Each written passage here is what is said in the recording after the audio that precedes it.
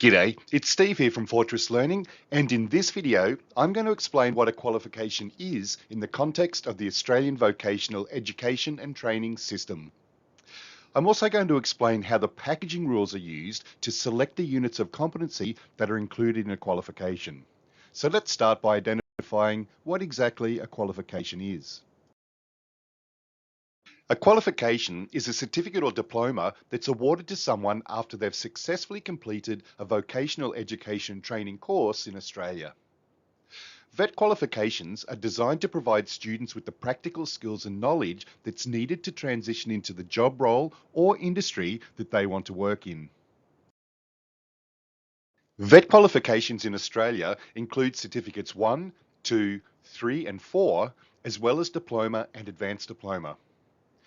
The outcomes and expected learning complexity for each of these qualifications is determined by the Australian Qualifications Framework, or AQF, which is the policy that has been designed to ensure a consistent understanding across Australia about what defines each qualification.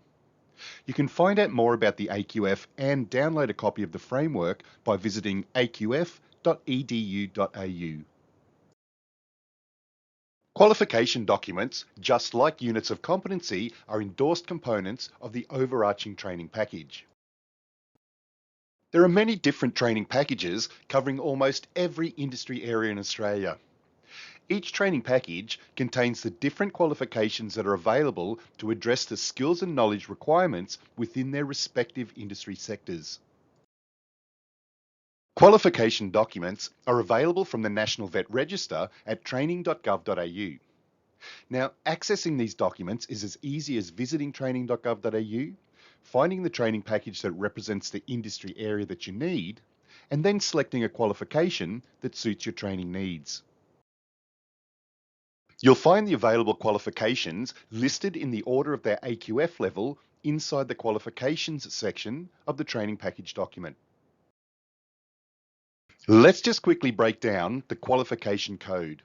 Now, just like units of competency, qualifications each have their own unique code to identify them, but the information they tell us is a little bit different.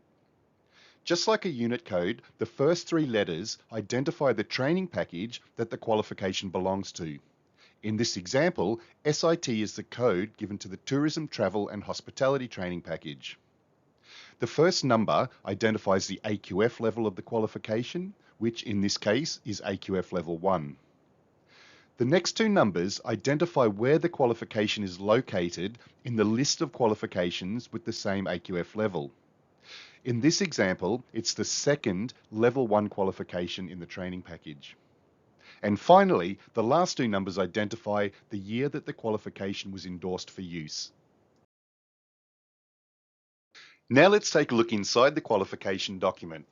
There are three main sections that are important to understand when working with qualifications, and these are the qualification description, the entry requirements, and of course, the all-important packaging rules. The qualification description gives an overview of the outcomes and potential job roles that the qualification has been designed to achieve. The description also identifies if there is any specific legislation or licensing requirements that may affect the delivery of the qualification. The entry requirements identify any mandatory requirements that must be met by the learner before they're allowed to commence the qualification. Now, this may include things like having previously completed a specific qualification or the need to hold a particular type of license. The next section is the all-important packaging rules, which provide the instructions that guide the selection of units of competency that will be included in the qualification. Now, following the packaging rules ensures that the qualification is valid and meets the intended job roles and skill objectives. The packaging rules identify two categories for the selection of units of competency in a qualification. The units in the first category are called core units, and it is mandatory that these units of competency are included in the qualification. Units in the second category are called elective units, and the packaging rules will allow some flexibility in the selection of these units within a qualification. Let's look at the packaging rules for the Certificate 1 in Hospitality. The packaging rules begin here by stating that the total of 6 units must be completed to achieve this qualification.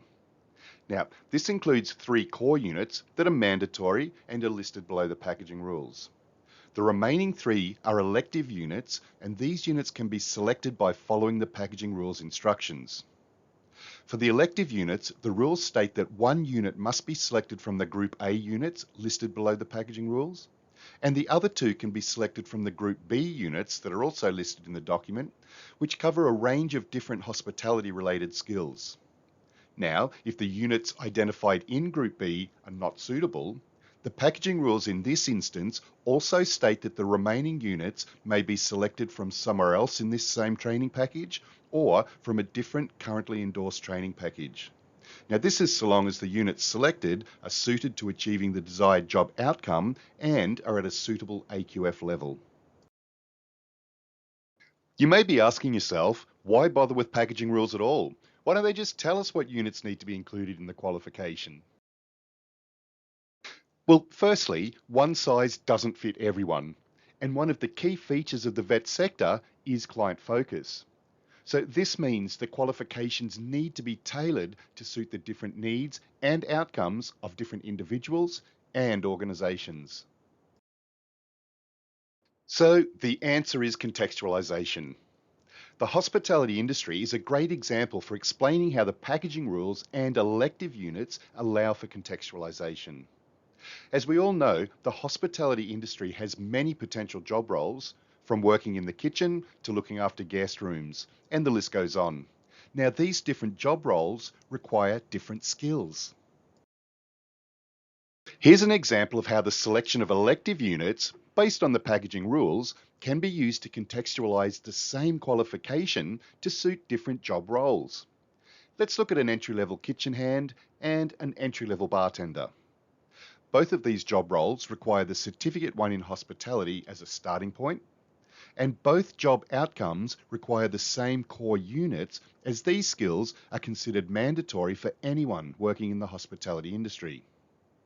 The elective units here that have been selected for the kitchen hand clearly reflect skills needed in the kitchen, and it would be pointless including these electives for bartenders because they don't reflect the skills required for that job role. So instead, electives have been selected for the bartenders that are in the context of that specific job role. Now, once the kitchen hand and the bartenders complete the course, they will still each be awarded a valid Certificate 1 in Hospitality. Thanks for watching, and if a career as a trainer in vocational education is something you're interested in, contact Fortress Learning to see just how you can get started.